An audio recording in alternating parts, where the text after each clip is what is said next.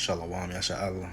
First and foremost, I give all praises, honor, and glory to Yahweh, Bahashem, Yahweh Shai, Bahashem, Rakakwadash, the balance of apostles, elders, a great millstone, who rule well, and peace and blessings to the hopeful elect that's pushes great gospel and sincerity and truth. This your brother Tazakai Yahweh from the great millstone, Indianapolis camp. Coming at you another lesson through the spirit and the power of Yahweh, Bahashem, Yahweh Shai, and Lord willing be edifying. Got an article here from BizTechMagazine.com, and it reads, NRF 2023, RFID pushes retailers towards digital transformation. Right now, the article came out 5 days ago, so obviously, and it says NRF, 2023. So I think 5 days ago, maybe the 18th, 19th. But of January, but at the end of the day, it's the hopeful year that all the prophecies come to pass, 2023. So it says at this year's expo, retailers share the innovative ways radio frequency identification technology, or RFID, is helping transform their businesses from loss prevention to supply chain management. A growing problem for retailers is managing inventory in omni-channel environments. Retailers want to ensure consistency across the in-store, online, and social media experiences, but supply chain and staffing shortages can make this complicated. These days, the industry is benefiting from radio frequency identification technology to help retailers monitor inventory in real time. RFID, sophisticated artificial intelligence and sensory technology, can geotag and track products as they move from the warehouse to the store. So just like how it can track products and where it go, and be know where it's at all times, that's the same thing I'm gonna do to you as an individual, right? Carbon footprint and footprint tracking, all that BS that they talking about. Ultimately, they want you to be their guinea pigs. They want you to be their slaves, right? They want you to submit to their will and make them your god, right? Esau, Edom, and them. But again, like I said, to track products, you a product, right? That's why it's gonna have that universal product code, that UPC. That's what's gonna be in that MOTB while it's with you. That's why you can be able to pay for stuff, just like how you scan a barcode. That's gonna be within your body, right? But going on, it says at NRT 2023, retail's big show, IT leaders shared how they're using passive RFID systems to enhance loss prevention efforts, identify counterfeit resale products, and record accurate inventory. But by digitizing the life cycle of any product, retailers can take a major step toward digital transformation and gain better visibility into their supply chains.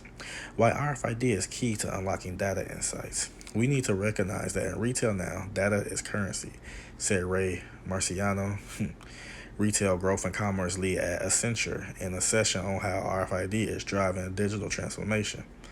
Retailers are on the cusp of leveraging that insight further. For Takahiro Tambara, CIO of Fast Retailing, RFID lets us collect rich layers of data at our fingertips. And from a marketing standpoint, we can offer more customization. That's one of the many reasons retailers are embracing passive RFID systems to drive business transformation, unlock data insights, and inspire a more customer-oriented culture. How retailers are using RFID to accelerate digital transformation. Look, RFID, MOTB, we gotta be careful. Architecture makes it ideal for numerous applications. Here are the core ways that RFID is helping retailers achieve their digital transformation goals. Automatic and accurate inventory updates. RFID gives retailers a 360-degree view of product inventory in real time, just like how they're gonna see you as the product in real time. Wherever you go, what you do, how you sleep, whatever you want to do, that's how they're gonna track you. With omni-channel retail, it's much harder to accurately track our inventory, Marciano said. Experts on the panel shared several examples, including one in which a store manager might have an inaccurate count of a product for a store branch because he couldn't see the tally of online orders. Bill Tony, Vice President of Global RFID Market Development at Avery Dennison, agreed, it's impossible to keep a human count of inventory because it constantly changes, but RFID helps us get to 98% real-time accuracy. Better visibility into the supply chain. Experts also agree that this retail technology directly supports the supply chain, which is one of the most disruptive parts of the industry right now. It is hard to imagine a world where retail tech is not increasing visibility into the supply chain, said Tambura. With added transparency, retailers can see where products are and problem solve proactively. Again, keep listening to when they say can see where this and can track this and can do this and that. Again, that's what this same devices they want to put in you. And look how they make it seem like it's a good thing and that's gonna be all right. And that's how they gonna condition you. That's how they gonna deceive you to receive it. It says after investing in RFID, Tambura explained how the technology made the customer experience faster and more reliable. Right, this will be a more reliable thing to have within you to keep track of your things and your information, your data, and all this and that. That's what they're gonna push to you. One of the things they're gonna push to you, convenience you to get it. Tony noted, uh, Tony noted that RFID can boost ROI by 8.3% according to the recently published Accenture white paper. As a retailer, we look at technology as a solution to our problems. RFID is one of those solutions. It's a game changer. And look, this nigga, this devil right here. Which I think he, could be a Jake, but at the end of the day, devil to me. It's a improved loss prevention. One of the most common use of RFID tags for retailers is minimizing loss. RFID is essentially helping us digitize clothing. This is huge because it means people can move in space as fast as they do online, and retailers have a trace history. Tambura said at Avery Dennison, the experience has a more like a built-in security system.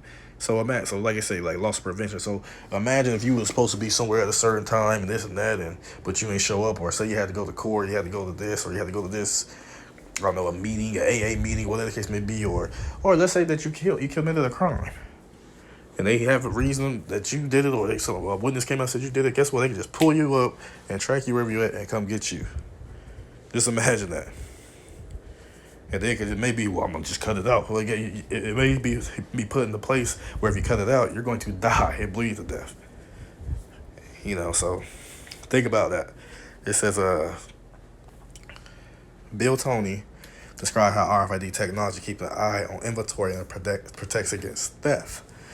In a related session, David Shoup, Senior Vice President of Technology Stores, Corporate Services Pro and Services at Lowe's Home Improvement, shared how RFID helped his company upgrade from a legacy system. Much of Lowe's merchandise has RFID sensors embedded in the products themselves. If someone comes to a store and steals a power tool off the shelf, the store can deactivate the tool remotely. Just like they can deactivate your head remotely. Shoup says customers can also turn off a product remotely if, say, they loaned a neighbor a tool and never got it back, So imagine, again, everything that the accessibility they said that they could do with it, remember, that's what they're going to do to you as a human being. It says frictionless checkout. Another pain point that RFID solves is the checkout process. Thanks to RFID tags, shoppers can grab the items they need from the store and walk out without waiting in line. The sensors automatically calibrate the weight and cost and then charge the customer's credit card.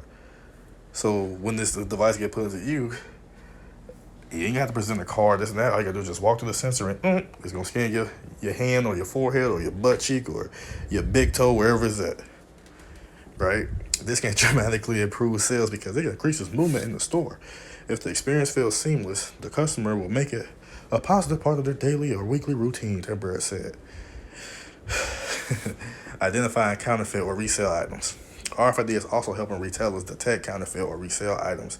Antoine Tessier, CTO of LVMEM Moet Hennessy, Louis Vuitton America, said his company sees a lot of people try to run to resell our luxury items. RFID product information is helping LVMH substantiate the high value of its wares. A quick scan will reveal the worth, origin, fabric, material, and carat count, so you can immediately tell if a bag is authentic or counterfeit. Right? It says it's impossible to keep a human count of inventory because it constantly changes, but RFID helps us get to 98% real-time accuracy. You see? Look at this devil. See, just a little more. It says why RFID is crucial to the modern store experience. Beyond the technical aspects of RFID, retailers are also discovering how it enhances the modern store experience. It improves customer and employee satisfaction. Plus, It adds transparency, making it easier to communicate a brand message with clarity. RFID offers added product transparency. Customers today are smart and want information on what they purchase, said Tim Brewer. RFID lets retailers put that intel into the store experience. For example, Marciano added, sustainability is a top concern for the next generation of consumers. RFID unlocks the initial source of a product and identifies where it originally came from, whether that be a farm, factory, or local manufacturer. He said, RFID offers richer consumer data and insights. With RFID consumer data, retailers can better analyze buying behavior. RFID is what they want to do. They want to better analyze your behavior just in itself, in general. RFID is a one-too-many sensor. Wait, and that made me think of that one movie where I forgot what it's called, but brothers talked about it. But I guess everybody had some type of device in them, and they could tell if you was gonna do a crime or commit a crime or do this or that. And I forgot what it was, but that's what that made me think about. Like, damn, your behavior. You'll be able to check your behavior, how you feel, your mood swings, what you're thinking to do, what you want to do. That's what this technology could do. Like going off your emotions, your heartbeat going fast, this and that. Man, this is a devil, man. These devils, man. But going on to say, RFID is a one-to-many sensor, so we can collect all this metadata on consumers as they shop, scan the associated 2D barcode, and purchase. It helps us target them better for the future, said Tony. RFID offers a smoother experience. We see RFID technology dramatically improving customer and employee satisfaction. This in turn means better retention and brand loyalty, said Tony. Since employees can locate items, get live notifications, and update product status quickly, operations are smoother. RFID is an essential tool to compete in modern retail. It is also an effective way for retailers to achieve digital transformation. As a retailer, we look at technology as a solution to our problems. RFID is one of those solutions. It's a game changer, Marciano said. And one thing we understand about retail is what? Retail has to do with what? Buying stuff, right? Or if you sell something, whatever the case may be. And that's the two main things as the scripture speaks about what? He or she, matter of fact, buying and selling, that's what it speaks about. But, but ultimately, we're going to get the scriptures and let the Lord say it to you better than I can. But, again, it says, NRF 2023, RFID pushes retailers towards digital transformation, right? So, you have those who Yahweh Shemashai has set up in the spirit to rightly divide the truth to you and speak the truth to you, right? But you also have those that he set up to do what? To deceive you and to lie to you, right? All for what? It's all a part of his movie, right? You got your righteous prophets, you got your wicked prophets. Those who listen to the righteous prophets, sincerely, hey, as it may go, those are going to be those of the elect. We don't know who's of the elect, but we also ultimately know what the elect will be doing. That's why we call ourselves the hopeful elect. But we also know that those who lie to the people, speak out of their own heart, out of their own belly, or take a bag, or he just closed their eye, was you speaking to them as if you know something, lying to people technically, those people will be destroyed. Whereas those who listen to the righteous ones will be saved. So, this is Habakkuk chapter 2, verse 1. It says, I will stand upon my watch and set me upon the tower, and will watch to see what he's saying to me, and what I shall answer when I can prove. What's the watchtower set up for? Well, the tower is set up. Normally, the watchtower is the highest peak, so to speak, the highest thing around like a city, a town, what the case may be. Because why? They have to be able to see everything, to be able to warn the people if a threat is coming, or if traders or merchants are coming, or for, whatever the case may be. Ultimately, they are set up to what? To warn the people for whatever said thing may come.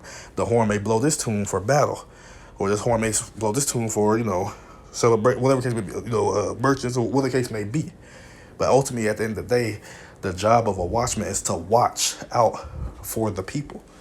And that's what, through the spirit of power, Yahweh Shemashai, that's what he have done, starting our apostles and elders of Great Millstone on down. They are the true watchmen, because why? They are rightly dividing the truth. They call out these things to what? So to watch out for you, to watch over your souls. Because the scriptures do say if we don't do such things, right? It say what? That the blood can be upon our hands, right? So if we see something or we know something, you gotta warn the people, because if you don't say nothing to the person, but you know what's coming, yeah, they're gonna die. But guess what? They're gonna die because you didn't give them the warning, pursuant to Ezekiel 3, right? And I think, and also Ezekiel 33 as well. So a lot of people like to, oh, y'all keep talking about the same thing. Y'all keep talking about this, talk about, because y'all want to hear controversy. Y'all want to get entertained. No, this is about life and death. So, hey, trust me, if it was me, please keep telling me the same thing. So it be, it could be, a loop in my mind. Up, when I see this happening, when I see this come to pass, that's what they has talked about, and you be prepared. So to hell with y'all who want to be entertained for this or that. Don't listen. Go watch something else. But again, a watchman is what? Watches out for the people. Right? Verse 2. And Yahweh Shemashai answered me and said, write the vision and make it plain upon tables, that he may run that readeth it. That's why all these scriptures, these prophecies that we read, those are the visions, right? And what that means, to make it plain upon tables, that's where we break it down to you, to its least common denominator. That's why we break it down, so where a 5-year-old can understand, so that there will be no blame upon us, to where we didn't make it plain to you. We didn't make it understandable for you to receive it. So that's why these things, that's why they call, so to speak, breakdowns, because you got to break it down, right? To what? Break it down for you to understand it. So that's what it means by making it plain upon tables. And then said that they may run their reader. So then when you read it, you can run, because what that means, what? You understand it. You know what I'm saying? Go to your understanding, because the tables is going to your understanding as well. So it says, again, to make sure that he may run that readeth it, so that he have that understanding when he read it, and he and he get it, or he or she, whatever the case may be, they get it, right? And leave no stones unturned, so to speak, right? Because they say what? For the vision is yet for an appointed time, and this vision that we're speaking about is talking about what? When they institute to the rest of the world the charagma, the MOTB. When they make that something that you have to get in order to function in society, so to speak. Right? And it's for an appointed time, the declaration, a set time, right? We don't know the time or day, but it's a time period where Yahweh Shemashai, his spirit, is going to have a set for them to institute this to the whole world in an oikoumenic sense, right? He say, but at the end, it shall speak and not lie, because a lot of people think that we lie. A lot of people think we crazy, they think we this, they think we that, fear-monger and all this and that. But they say, well, that it shall speak and not lie. Though it tarry, right? Though it seem to delay, though it seem to not be happening right now, the Lord said, what? Wait for it. Why? Because it will surely come and will not tarry. Hey, that's what he said. That's all we need to hear. He said it's going to come. It's going to come to pass. Just like all the other past prophecies that have happened in the past time, what? They all came to pass. So why would we think that he's not going to make good on his word when he talk about this MOTB going to come to pass? Right? But you got people talking about the MOTB is just sin, or it's sleeping with white women, or it's a trade embargo, or it's a hegemony, or it's this. It's, you know what I'm saying? It's madness.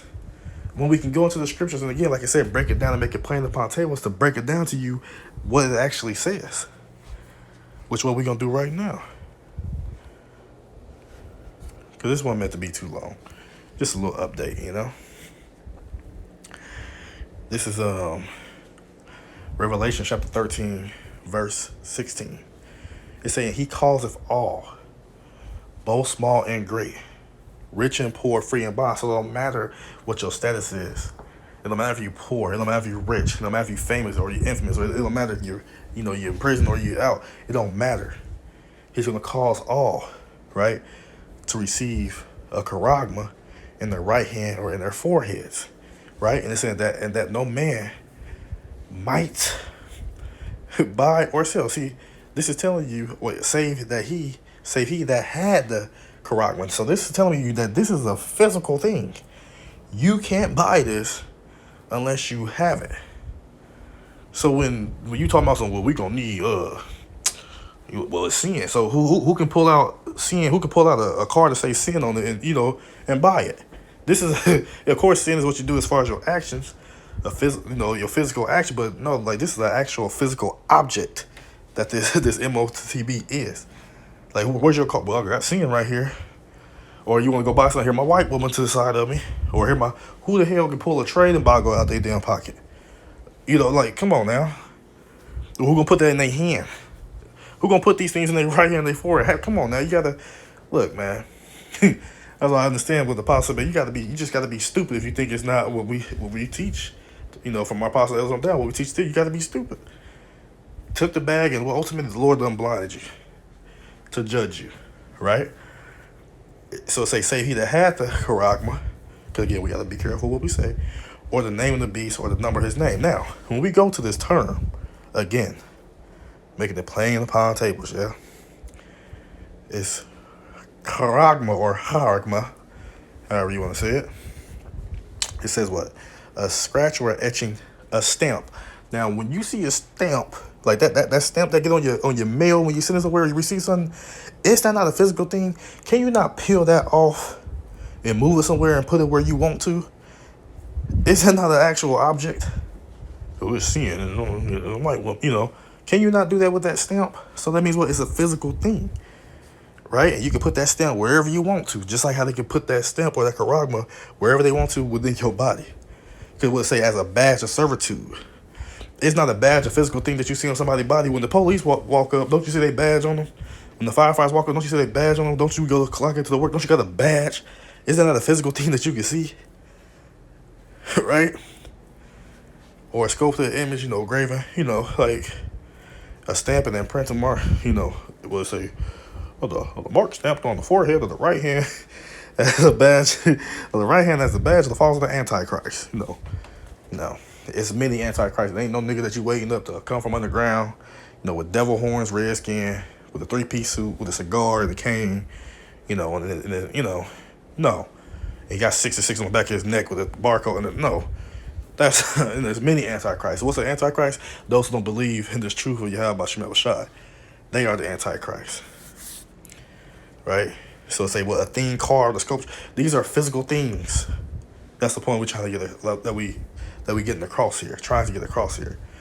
Lord willing, it is edifying to the sincere Aqua for listening.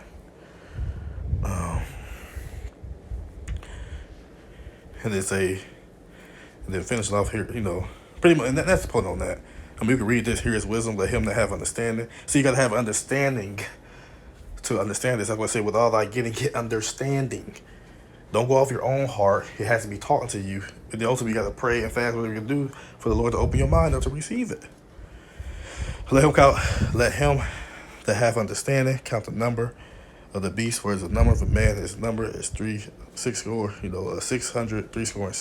which going to 666, which ultimately going to the barcode, because it's the first 2 lines, the middle 2 lines, and the last 2 lines that equals up to 666.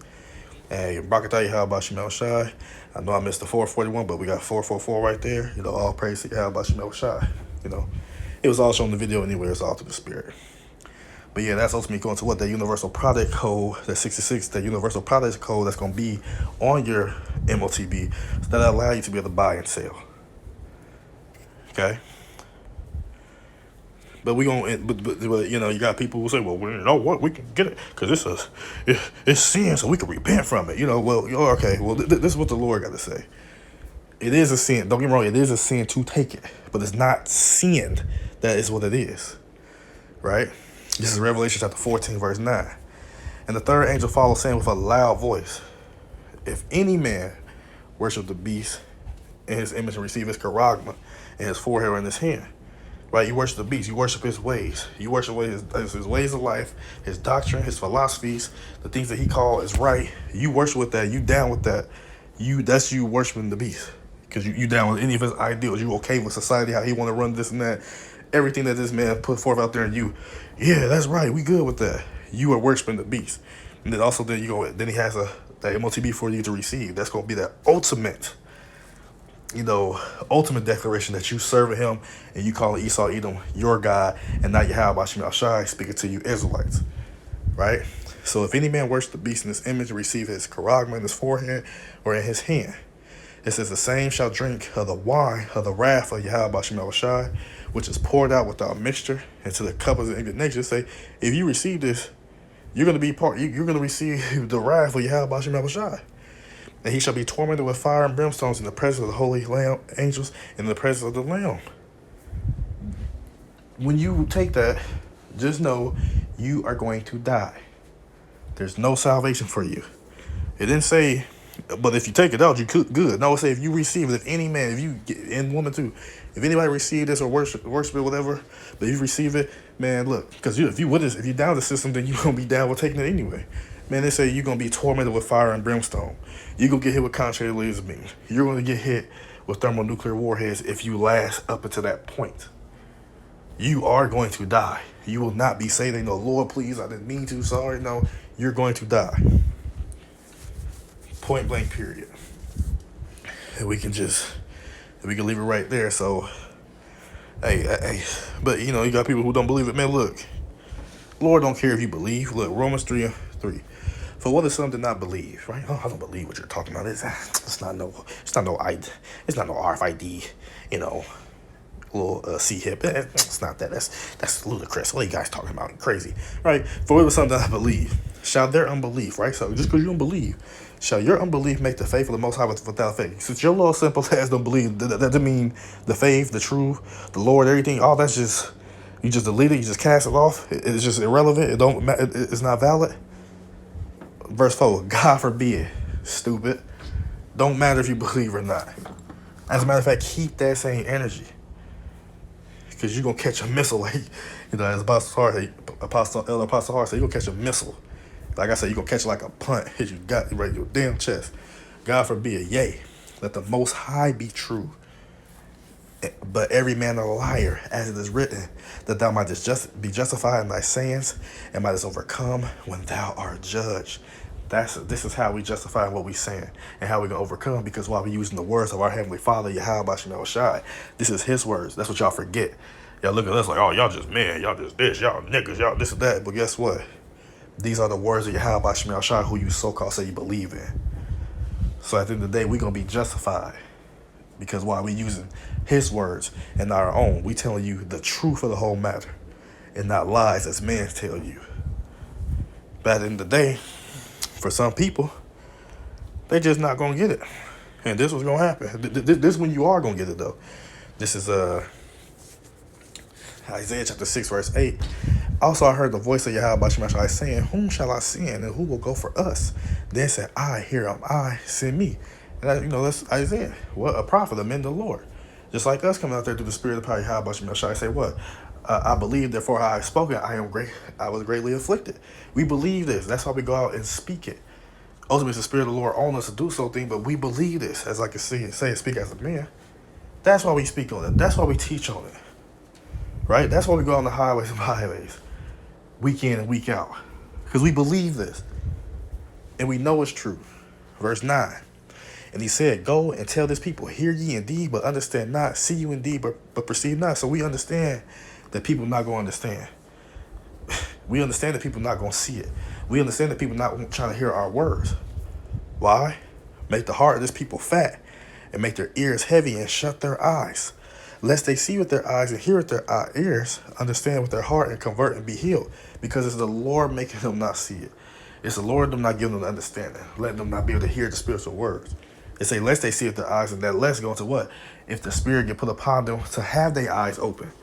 This is the Lord's movie. It's not us. We can't force you to wake up. We didn't make ourselves wake up. The Lord woke us up. You think I just woke up one day and I'm a prophet? I'm like, it's like, tribe of Judah, this and that. No, the Spirit of Yahweh Bashim Shai had to move me to receive this. Just like I can speak that, from our apostle elders, even from their elders and on down. The Spirit of the Lord moved us. It quickened us to bring us forth to life, and to, with His wisdom and His understanding, to bring us into this marvelous light. Lord willing, we stay in this marvelous light. Lord willing, we be of the elect. Right? But it says, verse 11, then said I, Lord, how long? Right? How long these niggas not going to hear? How long these niggas not going to understand? How long they not going to perceive it? How long? And he answered, until the cities be wasted, without inhabitant, and the houses without man, and the land be utterly desolate. It's going to take for y'all to be destroyed, to be delivered up to death and destruction, for you to be reborn in the kingdom, to then understand what happened and what came to pass. Because on this side, if you don't open your eyes, if you're not of the elect, you're not going to receive it. You're not going to see it. You're not going to have the faith, and you're not going to trust and believe in Yahweh Bashim Shai to be delivered. You're going to be put to death. And that's all through the Spirit and all doing of Yahweh Bashim Shai. That's why we say, hopefully we be of the elect, because we don't know if we're going to be saved or not. An individual can be teaching right now the names of Yahweh Shemel Shai, but tomorrow they can be bugged out, teaching lies, following after other philosophies, after other gods. So that's why we say through humbleness, Lord willing, he keep us in this faith, keep us in the truth, keep building us up, so that we endure to the end. Like I say, he that endure to the end, the same shall be saved, and we hope for the same for those who are sincerely believing in Yahweh Shemel Shai. But at the end of the day, when you wonder when they're gonna get it, when they're gonna understand, to after they get put to death, point blank period, that's when they're gonna understand. So like I said, this one intended to be long. Lord willing, this lesson was edifying to the body. Only give all praises, honor, and glory to Yahweh, Bahashem, Yahweh Shai, Bahashem, Rakakwadash. The bondage of our apostles and elders, a great millstone, who rule well, and peace and blessings to the whole full elect that's put in great gospel and sincerity and truth. Shalom, Yasha Allah, Abai, Babal.